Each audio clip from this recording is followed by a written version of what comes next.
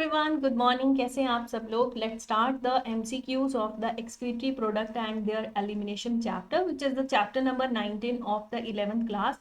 Let's start the MCQs with the question number 1 and the question number 1 is 21 से start कर रहे हैं because already we have done the 20 questions हम कर चुके हैं। This is the first question of the today video. Let's start. In term of the composition, plasma resemble the filtrate produced by the glomerulus except for the presence of इसमें पूछा है कि plasma जो है वो रिजेंबल करता है filtrate से, और फिल्ट्रेट को प्रोड्यूस किसने करा है? ग्लोमेरुलस ने। लेकिन एक चीज को छोड़ के, एक्सेप्ट वन थिंग। तो what is the difference between the plasma and the filtrate? अगर प्लाज्मा की बात करें तो प्लाज्मा में आपको पता है, जब हम ब्लड के बारे में पढ़ते हैं तो प्लाज्मा में हमने प्रोटीन्स के बारे में पढ़ा था, हमने वाटर के बारे में पढ़ा था।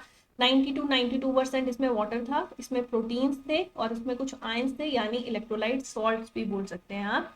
और जब हम फिल्ट्रेट की फॉर्मेशन करते हैं तब हम बात करते हैं कि जब कभी भी प्लाज्मा में से हम प्रोटीन्स को माइनस कर दें, मतलब इसका जो पैसेज है वो तो होता ही नहीं है फिल्ट्रेट में, तो सिर्फ प्लाज्मा। तो प्लाज्मा में क्या चीज एंटर करी? सिर्फ आयंस की बात करते हैं हम, वाटर की बात करते हैं। ये सब चीजें जब ग्लूकोज और अमाइनो एसिड, ये सब चीजें जब आगे पास हो जाती हैं पीसीटी में, तब हम उसका नाम रखते हैं फिल्ट्रेट। ठीक है, तो यहाँ पे प्रोटीन्स यहाँ पे नहीं थे। जब प्लाज्मा में से प्रोटीन हम निकाल देते हैं तब हम उस चीज को फिल्ट्रेट का नाम देते हैं। ठीक है, तो यहाँ पे आंसर रहेगा हमारा प्रोटीन। तो the answer is D option. Next question है, What is true about the DCT, distal convoluted tubule of the nephron? कौन सी बात सही है? ट्रू वाली स्टेटमेंट ढूंढना है। Sodium reabsorption require energy. Sodium का जो रीअब्जॉर्प्शन है वो कैसा रीअब्जॉर्प्शन है? एक्टिव है। और आपको पता है जब कभी भी एक्टिव रीअब्जॉर्प्शन होता है इट रिक्वायर एनर्जी और इट रिक्वायर एटीपी। कैसे याद रखती हूँ मैं? एक्टिव बहुत ही ज्यादा एक्टिंग कर रहा है, तो एक्टिंग करने वाले को क्या चाहिए होती है? बहुत सारी एनर्जी। हमारी बॉडी में एनर्जी किस फॉर्म में हमें मिलती है? एटीपी के फॉर्म में। So this is the smart trick to learn the active reabsorption. तो इसके लिए एनर्जी चाहिए, ये बात सही है। सिक्रीशन ऑफ पोटाशियम आयन, आपको पता है कि जब फिल्ट्रेट में जब हम ट्यूबुलर सिक्रीशंस की बात करते हैं तो पोटाशियम आयन की सिक्रीशन की बात करते हैं। इट ऑल्सो रिक्वायर एनर्जी, यहाँ पे लिखा है does not require energy but it require energy, तो ये स्टेटमेंट यहाँ पे फॉल्स स्टेटमेंट है। Water reabsorption require energy, water की रीअब्जॉर्प्शन को एनर्जी नहीं चाहिए, वो तो ऑस्मोसिस के थ्रू हो जाता है। And the next one is ammonia is secreted, next line नहीं लिखी है, it is secreted by the diffusion, ये डिफ्यूजन के थ्रू होता है। So the right statement here is option number A बच्चे, कि सोडियम की रीअब्जॉर्प्शन के लिए हमें चाहिए energy because it show active reabsorption. Okay, तो next question we have, the renal tubule reabsorb which of the following completely?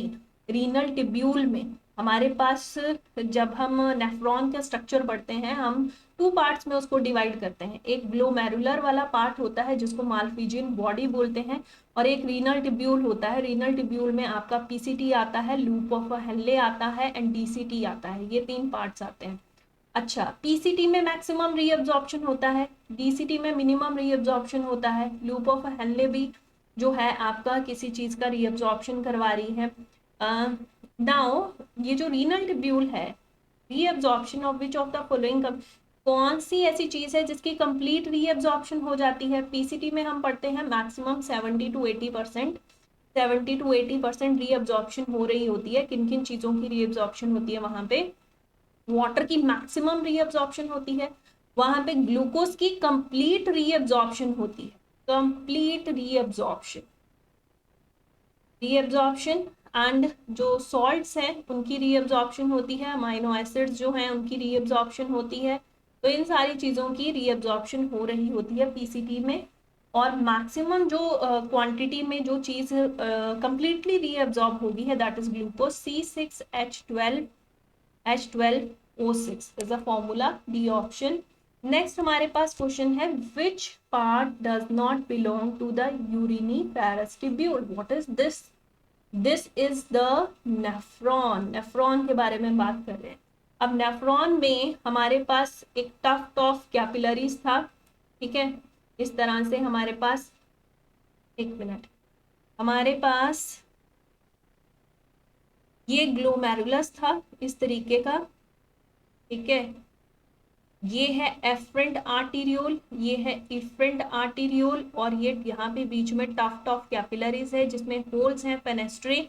ये enter किस में कर रहे हैं, एक कप शेप स्ट्रक्चर में, that is known as a Bowman capsule, this is the Bowman capsule. And then we have इस तरह से हमारे पास PCT का स्ट्रक्चर है, then we have a loop of Henle, then we have a U shape और hair pin shape loop of Henle, then we have a DCT, इस तरह से हमारे पास DCT है, distal convoluted tubule. And distal convoluted tubule आपकी open up करती है एक डक्ट में जिसको हम बोलते हैं कलेक्टिंग डक्ट। सिर्फ इसमें एक DCT जो है, this is the DCT area, एक DCT ओपन अप नहीं हो रही, और भी कई नेफ्रॉन्स की DCT जो है इस डक्ट में ओपन अप होती है। तो this is collecting duct, this is collecting duct. तो अब आप समझ लीजिए कि ये वाला पार्ट जो है इतना इतना, इसको हम बोलते हैं renal capsule, capsule. And also we can say that this is a Malpighian body, इसको मालफीजियन बॉडी भी बोलते हैं। And PCT, DCT, loop of Henle, ये तीनों जो है ये मिलके बनाते हैं रीनल टिब्यूल, ये बनाते हैं रीनल टिब्यूल। तो ये दोनों ही हिस्से जो है ना, ये दोनों हिस्से ये नेफ्रॉन की स्ट्रक्चर का मेन पार्ट है। और कौन मेन पार्ट नहीं है, मैंने कहा कलेक्टिंग डक्ट बहुत सारे DCT को अपने में जो है यहाँ पे ओपन अप करवाती है, तो ये नेफ्रॉन का स्ट्रक्चर नहीं है। Collecting duct is not a part of the nephron. There are two part of the nephron, one is known as a Malpighian body, एक का नाम ये है, and the second part is renal tubule. और renal tubule के अंदर हम देखते हैं तीन पार्ट आते हैं, PCT आता है, लूप ऑफ हेनले आता है, और DCT आता है, कलेक्टिंग डक्ट नहीं आता। So collecting duct is not a part of nephron. So the correct answer is D option. Next question है हमारे पास, in which of the following set or all group of a ureotelic, urea secrete as a excretory product बनाने वाले ये जो ureotelic animals हैं, इनको represent किसने सही तरीके से करा है। मैराइन फिशेस, मैराइन फिशेस में आप शार्क की एग्जांपल दे सकते हैं, आप व्हेल की एग्जांपल दे सकते हैं। एम्फीबियन, एम्फीबियन में आप फ्रॉग की एग्जांपल दे सकते हैं। एंड मैमल्स में हम यानी कि ह्यूमन बींग्स की एग्जांपल ले सकते हैं।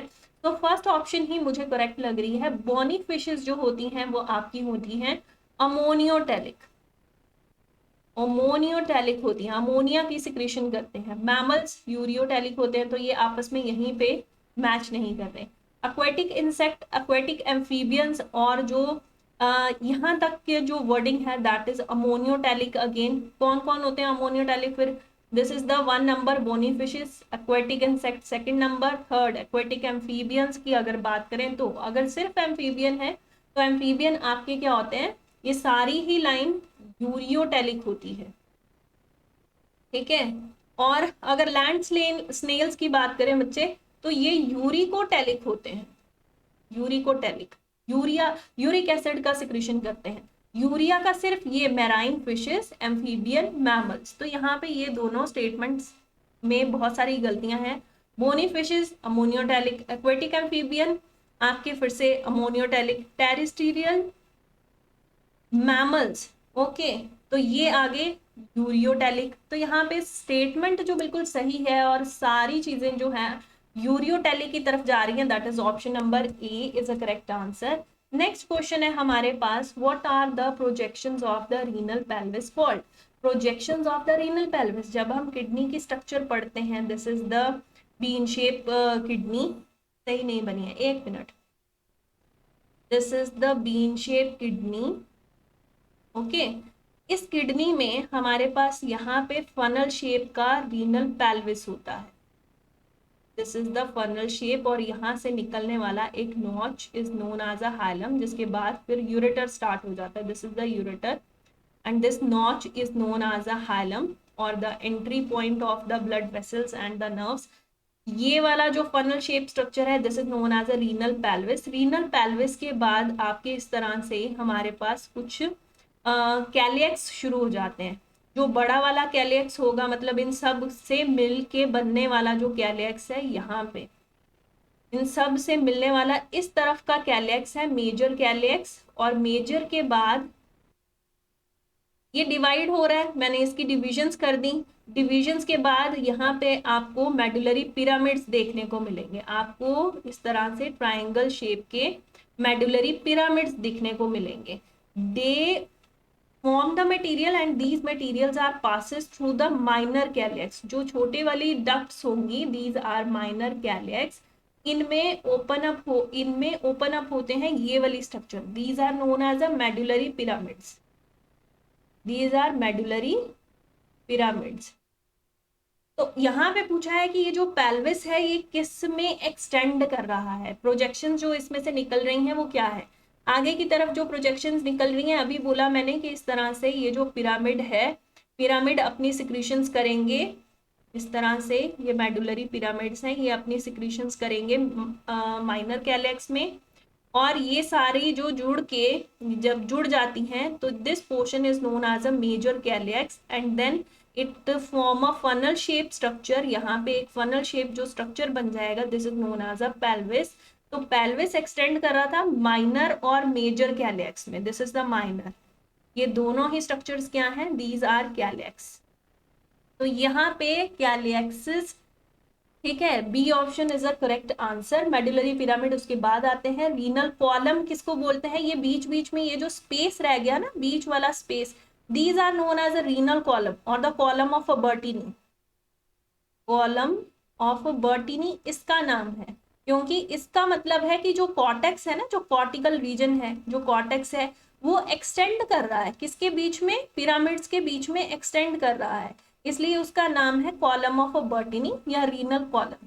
इस बीच वाले एरिया को बोलते हैं, क्योंकि ये बाहर वाला एरिया, मैंने कहा ये बाहर वाला एरिया बच्चे कॉर्टेक्स होता है, ठीक है, और जो अंदर वाला ये सारा जिसमें ये सारी स्ट्रक्चर थी ना, उसको मेड्यूलरी रीजन बोलते हैं, मेड्यूला बोलते हैं, ठीक है। तो कॉर्टेक्स एक्सटेंड कर रहा है, बीच बीच में मुझे कॉर्टेक्स देखने को मिल रहा है, तो उस रीजन को हम कॉलम ऑफ बर्टिनी बोलते हैं। हाइलस यानी हाइलम मैंने आपको बता दिया, यहाँ पे ये जो नॉच लाइक स्ट्रक्चर है जिसके थ्रू हमें ये पता चल रहा है कि अब पेल्विस जो है यूरेटर में ओपन अप होके यूरिन की सिक्रीशन करवा रहा है, तो this is known as a hilum. और वहां पे एग्जिट हो रहा है, एंट्री हो रही है किस चीज की, ब्लड वेसल्स की और नर्व्स की, ठीक है।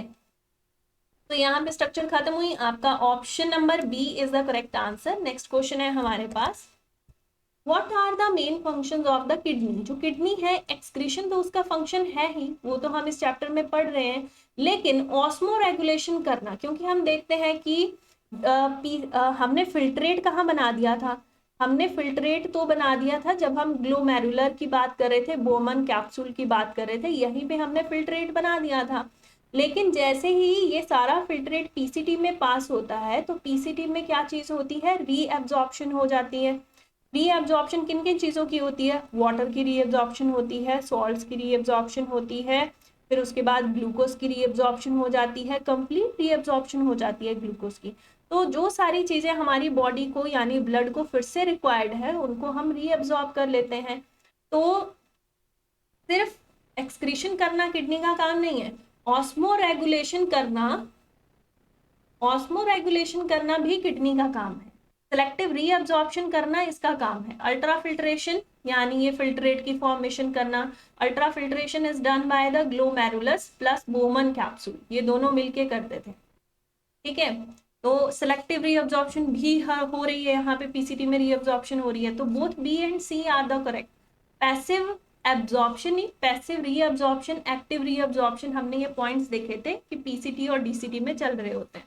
तो यहाँ पे option number D is the correct answer. Next question है हमारे पास, where do the two kidney lie. अगर आप किडनीज की बात करें तो किडनी हमारी बॉडी में डोर्सल साइड पे प्रेजेंट होती हैं, यानी एब्डोमिनल साइड पे, एब्डोमिनल साइड पे। और अगर थोरेसिक वर्टिब्रे की बात करें तो 12th थोरेसिक वर्टिब्रे, और अगर लंबर की बात करें तो 3rd लंबर वर्टिब्रे में प्रेजेंट होती हैं किडनीज। और अगर बात करें लेफ्ट और राइट किडनी की, तो लेफ्ट किडनी जो है it is present higher in level than that of right kidney. तो यहाँ पे ये सारी चीजें जो है ये क्या लिखा मैंने, राइट किडनी जो है वो थोड़ा सा नीचे की तरफ होती है, लेफ्ट किडनी थोड़ा सा ऊपर उठी हुई होती है अपनी साइड में। Left kidney is at the higher level than the right one, so the C option is correct. बाकी सब नहीं पूछा था लेकिन मैंने फिर भी आपको इंफॉर्मेशन दे दी। नेक्स्ट क्वेश्चन है हमारे पास, peritubular capillaries vasa recta are around, कि पेरी ट्यूबुलर कैपिलरीज कौन कहाँ से अराइज होती हैं, जब इफ्रेंट आर्टीरियोल आपकी जो है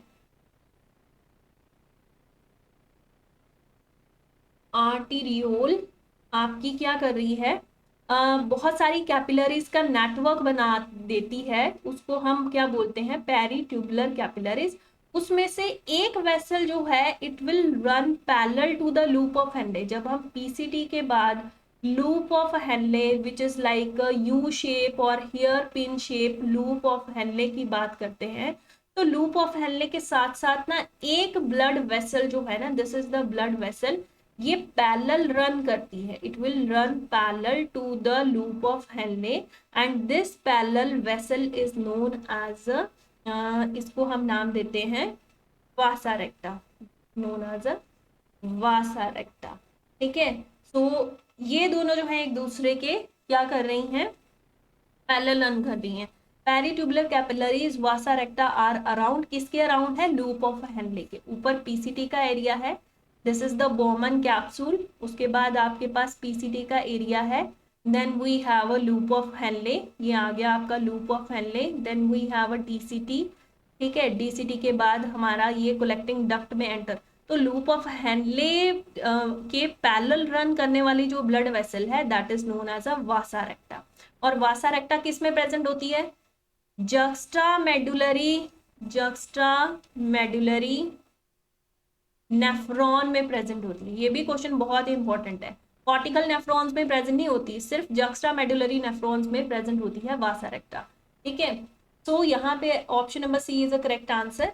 नेक्स्ट क्वेश्चन है हमारे पास, formation of a large quantity of the dilute urine not favoured by which one of the following, large quantity of the dilute urine, dilute urine कब बनता है, जब गर्मियों में हम बहुत सारा पानी पीते हैं, हमारी बॉडी को बहुत सारा नीड है पानी का, we will drink a lot of water, then in the summer season we have a dilute urine and the formation of dilute urine is because of the ANF and ANF is also known as a vasodilator, ये नाम है। लेकिन is not favored by which one of the following, लेकिन इसके favour में जो चीज नहीं है वो कौन है, वो होगा वेसो कंस्ट्रिक्टर, वो होगा वेसो कंस्ट्रिक्टर, या हम बोल सकते हैं कोई वेसोप्रेसिन है जो इसके काम को रोक रहा है। और ये दोनों जो चीजें हैं वो कौन सी होती हैं, वो होता है हमारा रेनिन, वो होता है हमारा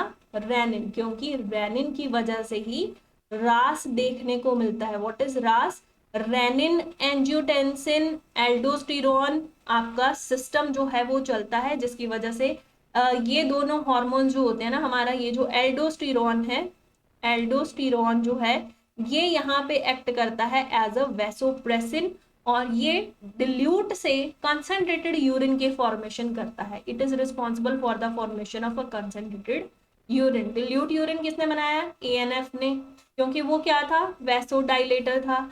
एल्डोस्टेरोन की बात करें तो ये क्या है, वेसोप्रेसिन का काम करता है, it help in the formation of a concentrated urine. तो यहाँ पे पूछा था विच इज नॉट फेवर्ड, तो यहाँ पे आंसर है रेनिन।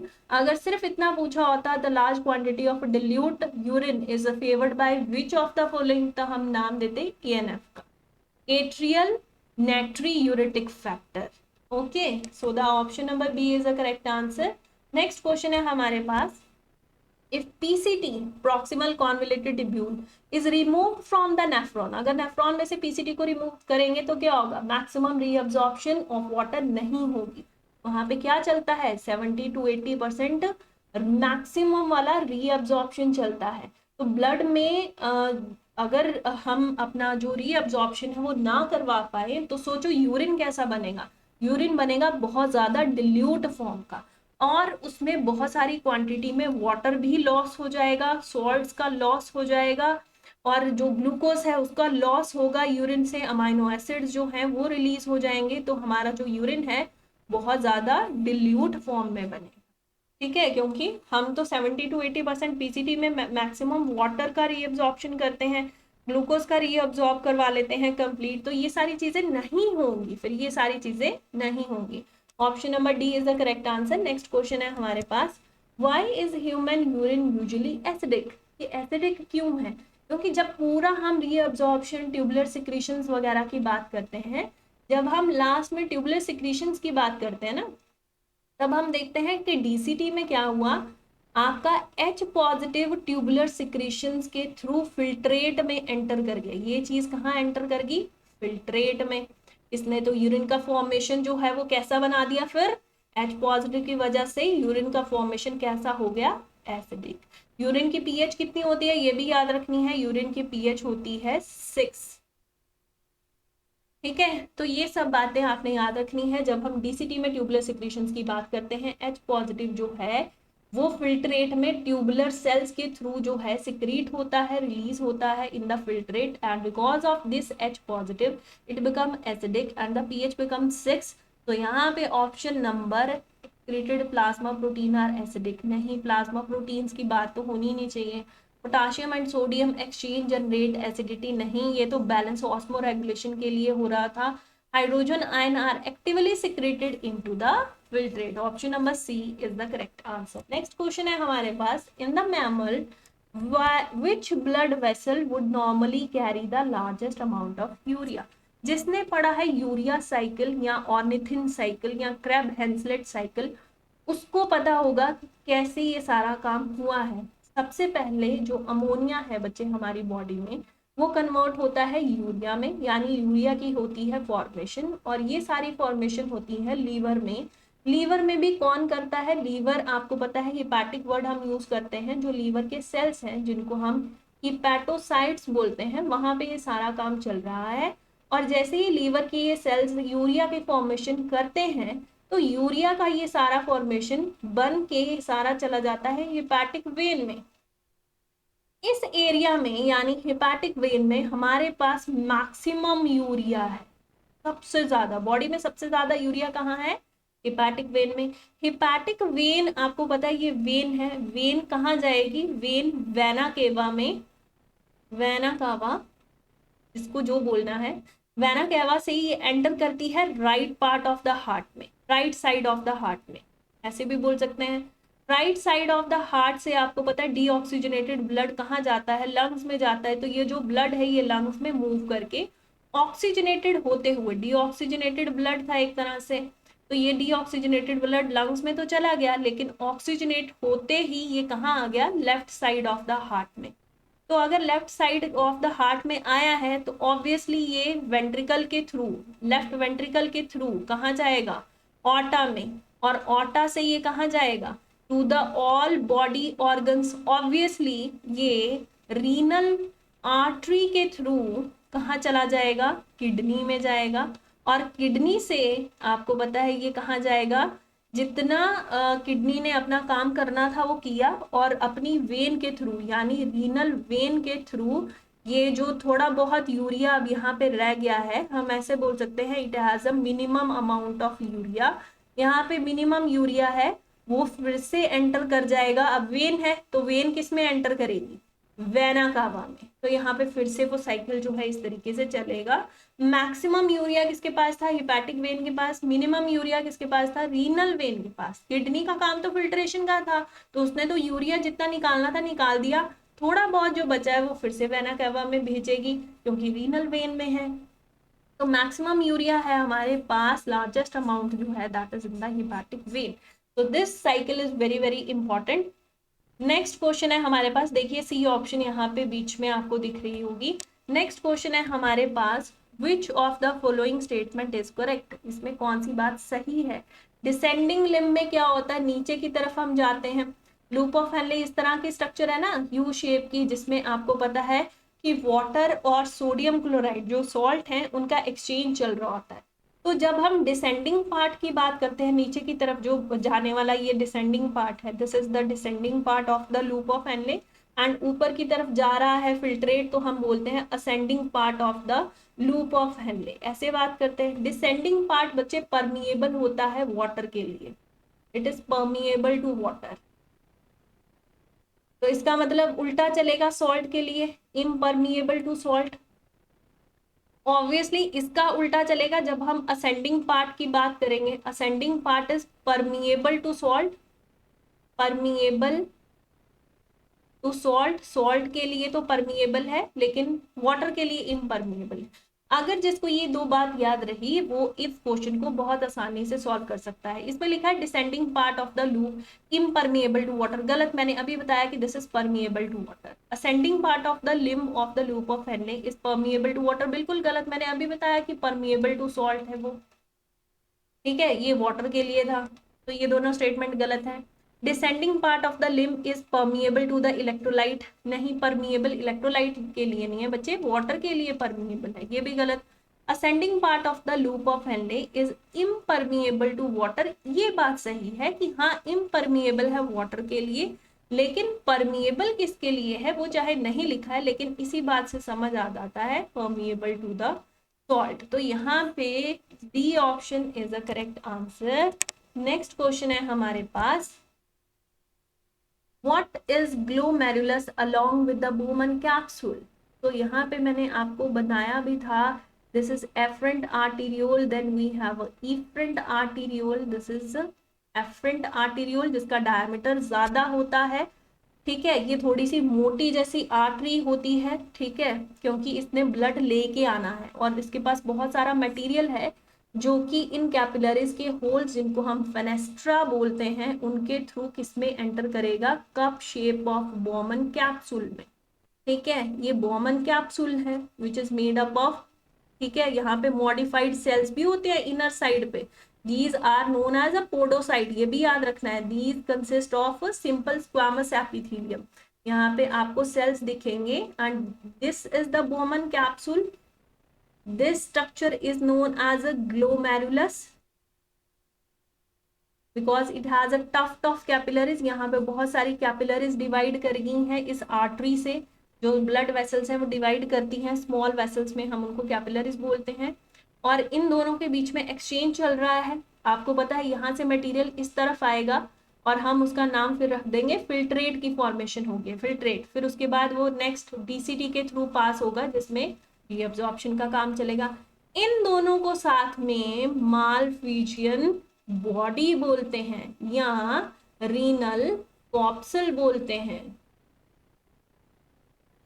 ये बोलते हैं। सो यहाँ पे मालफिजियन टिब्यूल वो कोक्रोच में होता है, रीनल कैप्सूल नहीं कॉप्सल, कॉलम ऑफ बर्टिनी नहीं, कॉलम ऑफ बर्टिनी तो मैंने बताया था कि जो कॉर्टेक्स है अगर वो एक्सटेंड कर जाता है ना बीच बीच में मेडुलरी पिरामिड्स के बीच में, तब हम ये नाम रखते हैं। नन ऑफ दीज यहाँ पे बिल्कुल सही आंसर है फिर, क्योंकि आंसर दिया ही नहीं है। तो यहाँ पे D option is the correct answer, इनका नाम मालफिजियन बॉडी या रीनल कॉप्सल चलता है। नेक्स्ट क्वेश्चन है हमारे पास, अब हमारा ये एंड होने लगा है video, what is not a part of the renal tubule का, कौन इसमें से पार्ट नहीं है। हमारे पास जो नेफ्रॉन है, मैंने आपको कहा कि नेफ्रॉन हम दो पार्ट्स में डिवाइड कर लेते हैं, one part is known as a Malpighian body बोल दीजिए या आप रीनल कॉप्सल बोल दीजिए, one is known as this capsule, ठीक है, and the another part is known as a renal tubule भी बोलते हैं। रीनल टिब्यूल के आगे तीन पार्ट्स में हमने इसको डिवाइड करा है, पीसीटी में, डीसीटी में और लूप ऑफ हेनले में, लूप ऑफ हेनले में। कई बार डीसीटी के साथ क्योंकि डिस्टल कॉन्वुलेटेड टिब्यूल है तो कलेक्टिंग टिब्यूल भी नाम रख देते हैं, लेकिन अगर बात करें सिर्फ यहाँ पे क्योंकि रीनल टिब्यूल की बात हुई है तो रीनल टिब्यूल के ये सारे पार्ट्स थे, ये इसका पार्ट नहीं है, नेफ्रॉन का जरूर पार्ट है लेकिन रीनल टिब्यूल का पार्ट नहीं है, तो ग्लोमेरुलस यहाँ पे इज द करेक्ट आंसर। अगर यहाँ पे ऑप्शन में बच्चे कलेक्टिंग डक्ट लिखा होता ना, ऑब्वियसली वो आंसर सबसे पहले हम काउंट करते। कलेक्टिंग डक्ट जो है वो इसका पार्ट नहीं है, कलेक्टिंग डक्ट तब बनती है जब बहुत सारे डीसीटी जो है वो आपके एक डक्ट में ओपन अप हो के अपना सिक्रीशंस कर रहे हों, तब हम उसको कलेक्टिंग डक्ट का नाम देते हैं। तो यहाँ पे option number B is the correct answer. Last question है हमारे पास, man excrete waste product of adenine and guanine metabolism as ये मेटाबोलाइज लिख सकते थे। मैन का ये जो एक्सक्रीशन है ना वेस्ट प्रोडक्ट का, कौन से, ये एडेनिन और गुआनिन, जिनको हम अमाइनो एसिड्स भी बोलते हैं। ये अमाइनो एसिड्स आपको पता है न्यूक्लिक एसिड्स, न्यूक्लिक एसिड जो हमारे आरएनए और डीएनए है उनकी फॉर्मेशन में हेल्प करते हैं। किसकी फॉर्मेशन में, आरएनए और DNA, deoxy ribo nucleic acid and ribo nucleic acid, इनकी फॉर्मेशन में हेल्प करते हैं ये अमाइनो एसिड। अगर न्यूक्लिक एसिड कभी भी मेटाबोलाइज हो बच्चे तो वो यूरिक एसिड में कन्वर्ट हो जाते हैं। ठीक है, न्यूक्लिक एसिड कभी भी मेटाबोलाइज हो तो वो यूरिक एसिड की फॉर्मेशन करते हैं। तो यहाँ पे it metabolize in the form of a uric acid. कैसे याद रखेंगे, न्यूक्लिक एसिड्स की फॉर्मेशन में हेल्प करते हैं adenine and guanine like amino acids, these both are amino acids and they help in the formation of nucleic acids, and nucleic acid when metabolized it will lead to the formation of uric acid। यहाँ पे uric acid जो है वो बनेगा। तो C option is a correct answer. Please subscribe the channel science side. Thank you बच्चे, all the best. Please subscribe the science side channel. Thank you.